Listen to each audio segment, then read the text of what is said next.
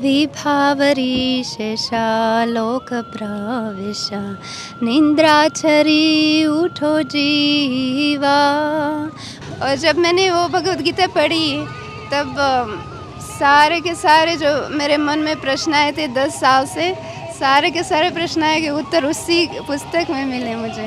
जैसे कि हम तिलक लगाते तो ये जो दोनों लाइन हैं, ये इसका मतलब है कि ये दो कृष्ण के चरण हैं। राधे राधे। मैं हूँ सौरभ। भारतीय संस्कृति और ब्रज की भक्ति हर किसी को अपनी ओर आकर्षित करती है। इसी कारण से देश में रहने वाला भक्त हो या विदेश में, वो ब्रज में खींचा चला आता है। हमारे साथ भक्त हैं, आइए इनसे बात करते हैं। राधे राधे। राधे राधे। राधे राधे जी। राधे राधे। क्या नाम है आपका? राजकुमार जी, आपका क्या नाम है? मेरा नाम है नीलांबरी। जी, कहाँ की रहने वाली हैं और ब्रज में कैसे आ गई? हम वृंदावन में रहते, पिछले 10 साल से वृंदावन में रहते। राधा रानी की कृपा से, बड़ी कृपा है हमारे ऊपर। हमारे कोई योग्यता नहीं है इधर रहने के लिए, पर राधा रानी की कृपा है हमारे साथ और कृष्ण की कृपा है। इसकी वजह से हम इधर 10 साल से रह रहे थे वृंदावन में अभी तक। उससे पहले आप कहाँ की रहने वाली थी? उससे पहले मैं वैसे यूरोप से हूँ। एक छोटा देश है, मोल्डोवा का नाम है। ये यूक्रेन और रोमानिया के बीच में एक छोटा देश है, इसका नाम है मोल्डोवा। तो मेरा जन्म उधर ही हुआ और मेरी भक्ति भी उधर से भी शुरू हुई 12 साल पहले। और उधर भक्तों से मिलकर मुझे बहुत अच्छा लगा। भक्ति के बारे में पता चला, कृष्ण के बारे में पता चला कि वो स्वयं भगवान है। बहुत अच्छा लगा मुझे उधर, इसलिए कुछ साल के बाद मैं इधर वृंदावन में भी आ गई थी। तो आपको लगा कैसे हुआ कि मुझे कृष्ण की भक्ति करनी चाहिए, मतलब विदेश में आप रहने वाली हैं? जी, वैसे तो जब मैं 16 साल की आयु में थी तब मेरे मन में बहुत सारे प्रश्न आने लगे। जैसे कि मैं सोच रही थी कि मेरा जन्म क्यों हुआ, इस पृथ्वी पे क्यों हुआ, मेरा जीवन का मकसद क्या है और भगवान कौन है, और इतना दुख है इस दुनिया में, और अच्छे लोगों के साथ क्यों दुख होता है। तो ये सारे मन में प्रश्न आने लगे और मैं ढूंढने लगी कि उसके उत्तर कहाँ मिले मुझे। जैसे कि हम मरना नहीं चाहते फिर भी हमें मरना पड़ता है, तो ये क्यों ऐसा होता है, इतना दुख क्यों है इस दुनिया में, और मरने के बाद क्या होता है। ये बहुत सारे प्रश्न आने लगे। तो मैं ढूंढने लगी, अलग अलग पुस्तक खरीदने लगी और पुस्तक अलग अलग धर्मों के पुस्तक उसमें ढूंढने लगी अपने प्रश्नों के उत्तर। तो कुछ तो मिल रहे थे पर पूरा क्लियर पिक्चर नहीं आ रहा था मुझे उन पुस्तकों से। तो मेरे को असंतुष्टि फील हो रहा था, अंदर असंतुष्ट थी मैं कि अभी तक मैं नहीं समझ पाया कि जीवन का मकसद क्या है और क्यों मैं आ गई हूँ इधर, और भगवान कौन है। तो फिर ऐसे 10 साल तक मैं ढूंढ रही थी अलग अलग पुस्तकों में। और 10 साल के बाद मैं बहुत एकदम डिप्रेशन में थी कि मुझे अभी तक कोई अच्छे उत्तर नहीं मिल गए। तो मैं ऐसे अपने शब्दों से प्रार्थना करने लगी भगवान से, ऐसे बोलने लगी कि हे भगवान, अगर आप है उधर ऊपर, आप मेरे को सुन सकते हैं तो प्लीज़ मेरे को दिखा दीजिए, अपना रास्ता दिखा दीजिए। मैं आपको कैसे प्राप्त कर सकूं, मैं कहाँ जाऊँ, क्या करूँ इस दुनिया में, प्लीज़ मेरे को दिखा दीजिए अपना रास्ता।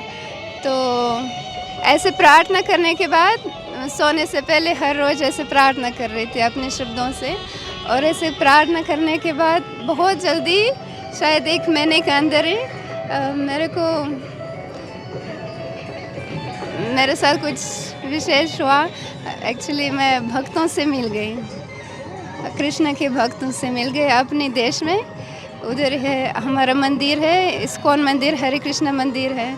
तो उन्होंने मेरे को मंदिर में लाए, मुझे बहुत अच्छा लगा। उधर का वातावरण जो थे एकदम शुद्ध और बहुत सुंदर, ऐसा लग रहे थे कि मैं मछली जैसे पानी में वापस आ गई, ऐसा लगा। और फिर उन्होंने मुझे भगवद गीता दिया, और जो भगवद गीता यथारूप में जिसको शिला प्रभुपाद जी ने लिखा है, परम पूज्य वेदांत स्वामी महाराज, जो उन्होंने लिखा पुस्तक भगवद गीता यथारूप, उन्होंने मुझे दिया। और जब मैंने वो भगवद गीता पढ़ी तब सारे के सारे जो मेरे मन में प्रश्न आए थे 10 साल से, सारे के सारे प्रश्न आए के उत्तर उसी पुस्तक में मिले मुझे, भगवद गीता यथारूप में। तो मैं बहुत खुश हो गई, और मैं भी भक्त होने चाहती थी कि मैं भी बन जाऊँ कृष्ण के भक्त। तो मैं सीखने लगी, दूसरे भक्तों से सीखने लगी, और भक्ति ऐसे ही शुरू हो गई मेरी भक्ति। और उसके बाद अभी 12 साल हो गए कृष्ण की कृपा से, आज तक मेरा जीवन बहुत खुश है। और कोई भी डिप्रेशन, पहले जैसे कोई भी कन्फ्यूजन मन में कुछ भी नहीं था। मतलब कृष्ण की कृपा से सब बहुत सुंदर चल रहा है जीवन में। यूरोप में आप क्या करती थी? यूरोप में पहले जॉब करती थी, और मैं भी ट्रैवलिंग करती थी अपने देश से बाहर, ट्रैवलिंग यूरोप, एशिया में, अलग अलग कंट्रीज में ट्रैवलिंग करती थी। और पैसे भी काफ़ी था मेरे पास, जॉब भी था, सब कुछ था। वैसे बाहरिक रूप से सब कुछ था, सुंदर था, मतलब अलग अलग देश देख रही थी मैं। पर अंदर जो दिल में जो असंतोष फील था, वो जब तक मुझे भक्ति नहीं मिली, वो ऐसा अजीब फील हो रहा था अंदर से। अब पूरी तरीके से आप संतुष्ट हैं यहाँ पर ब्रज में आप भक्ति करती हैं? तो संतुष्ट से भी ऊपर मैं बहुत खुश हूँ, बहुत आनंद है इधर वृंदावन में। जितना भी ज़्यादा रहे इतना ज़्यादा आनंद बढ़ता है इधर, कृष्ण की भक्ति में बहुत आनंद होता है।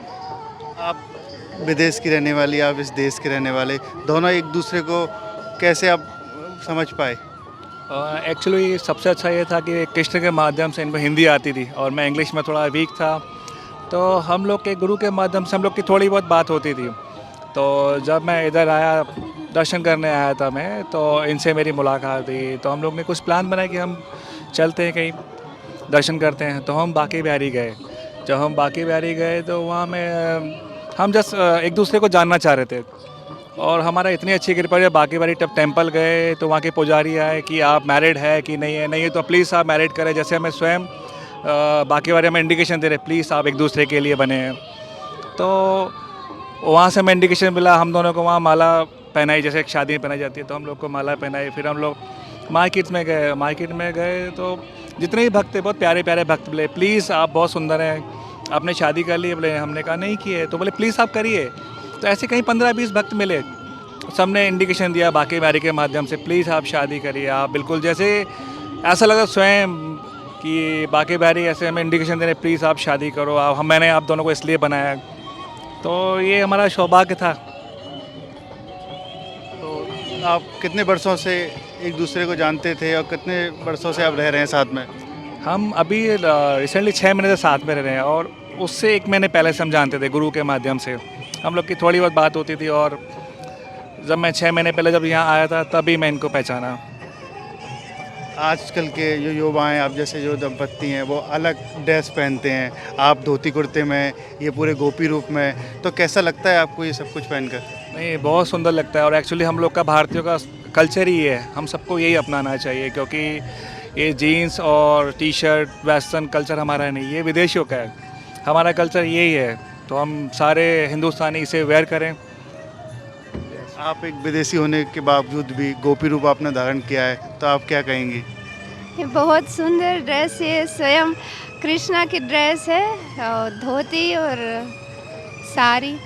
तो ये स्वयं गोपी राधा रानी पहनते, तो ये आध्यात्मिक ड्रेस है, एक्चुअली आध्यात्मिक वस्त्र।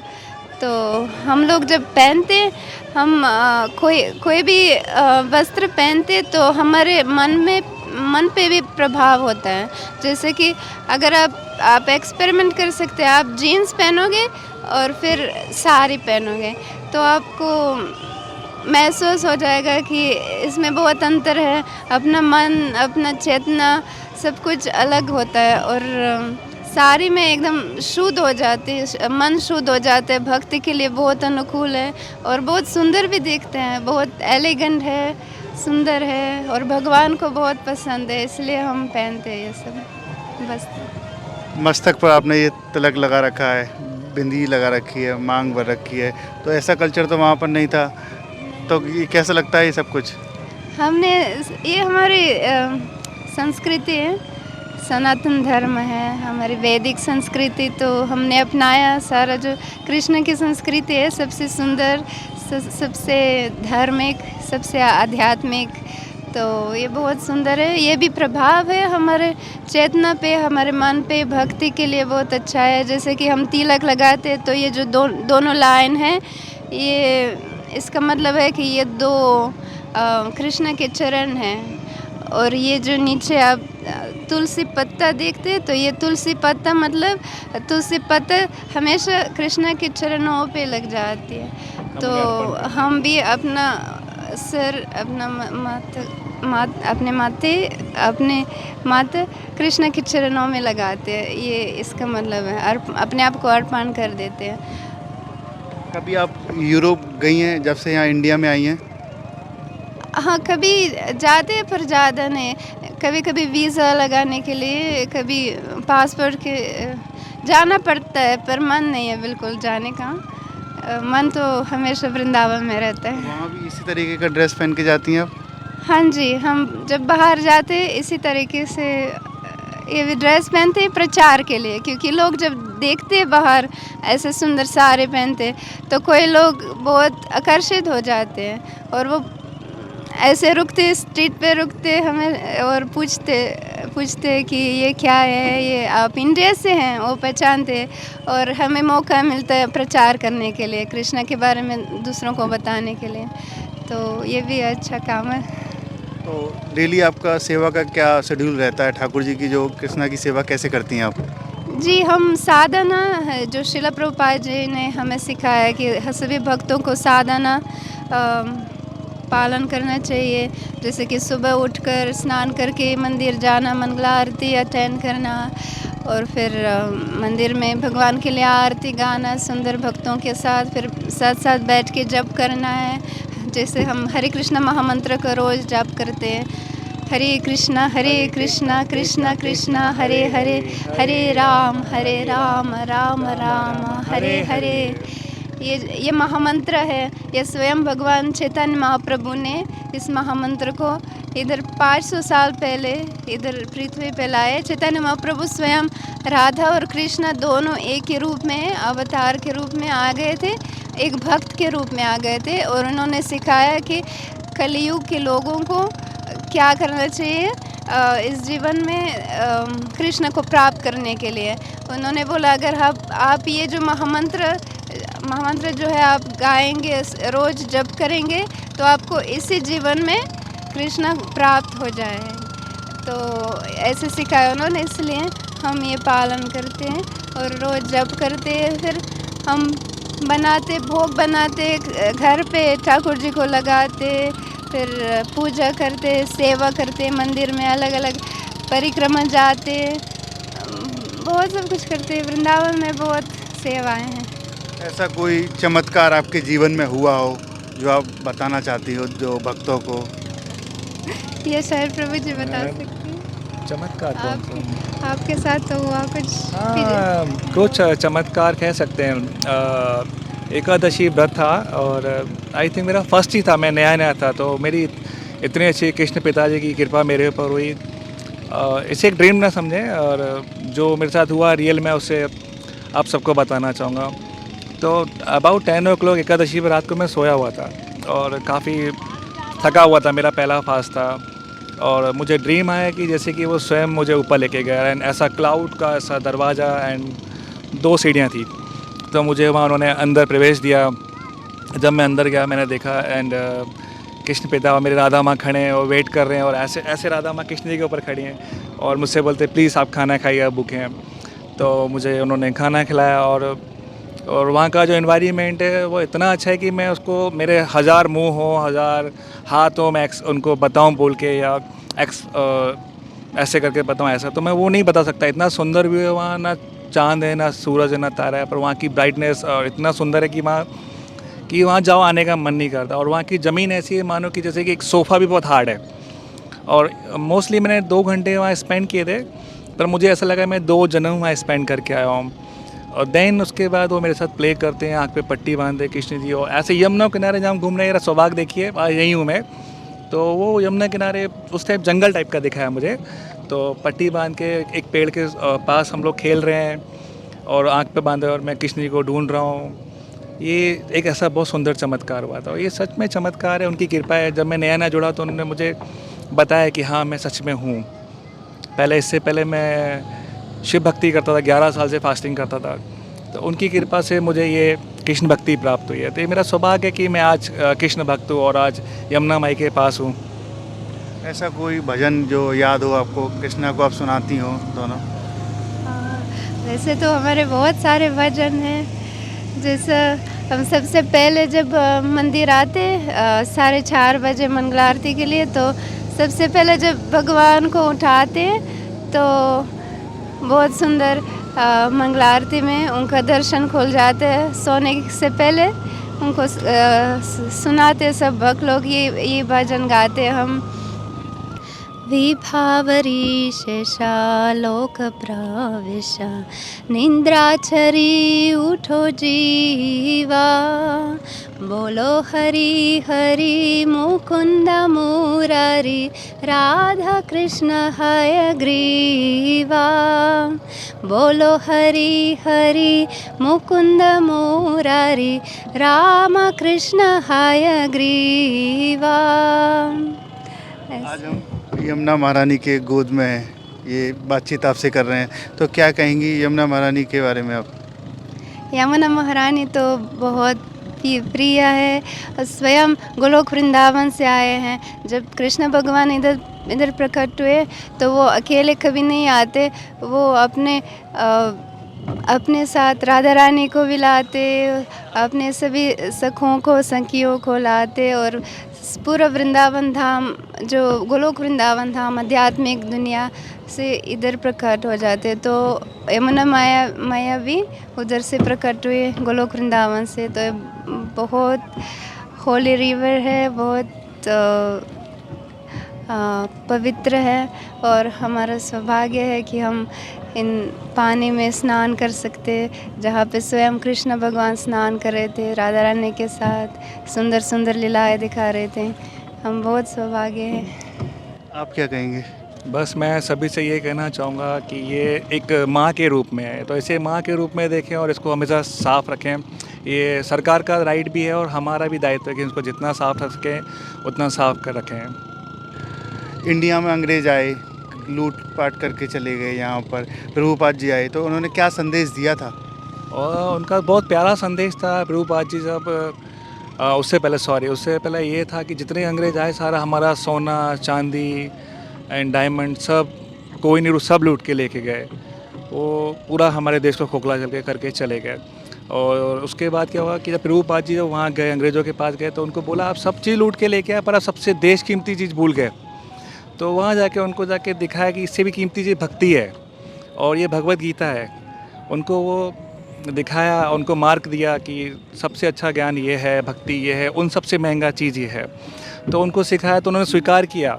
एंड देन जो था फॉलोवर था और यहाँ पे इंडिया आए और उसको अपनाया और संकीर्तन किया, हरिनाम किया एंड उसको स्वीकार। आज वो बिल्कुल हिंदुस्तानियों की तरह वो माला जपते हैं एंड 4 नियम फॉलो करते हैं, no onion, no garlic and सुबह उठ के मंगला आरती अटेंड करना। यह सच मानो तो कि संस्कृति उन्होंने हमसे ज़्यादा स्वीकार किया उन्होंने आज की तारीख में। आप बताइए, गीता भागवत पढ़ती हैं आप डेली?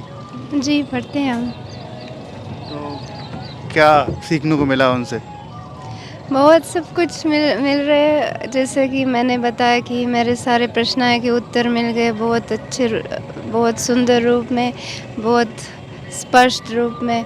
और ये भगवद गीता है एक गाइडेंस, जैसे हमारे डेली लाइफ के लिए हमें कैसे जीना चाहिए डेली लाइफ, और भक्ति कैसे करें प्रैक्टिकल रूप में भी। ये भगवद गीता यथा रूप में जो श्रील प्रभुपाद जी ने लिखा हुआ है, उसमें इतने प्रैक्टिकल ज्ञान दे रहे कि जैसे कि हमें महसूस नहीं हो रहा कि ये 5000 साल पुराना है, हमारे साथ क्या कनेक्शन है, क्या संबंध है।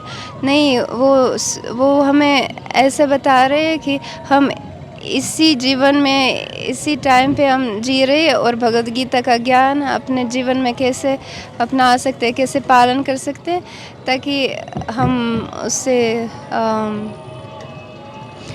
हमारी प्रगति होगी भक्ति में, और हम कृष्ण को प्राप्त भी कर सके इसी जीवन में, इसी परिस्थिति में। तो ये बहुत सुंदर, बहुत प्रैक्टिकल पुस्तक है, ये सबको पढ़ना चाहिए। राधे राधे, हरे कृष्णा। राधे राधे, हरे कृष्णा। हरे कृष्णा। देखिए, अब तक हमारे साथ रहे ये भक्त, इनका कहना है कि जब विदेश में रहती थी तो वहाँ पर कृष्ण भक्ति की ऐसी अलग जगी तो वो ब्रज में खिंची चली आई। 12 वर्षों से ब्रज में रह रही हैं और यहाँ पर गीता भागवत का पाठ भी करती हैं, और साथ में इस्कॉन की सुबह की जो 4:30 बजे की मंगला आरती होती है उसे करती हैं, और पूरी तरीके से सनातन धर्म को अपना चुकी हैं और एक अलग ही संदेश देती हैं। राधे राधे।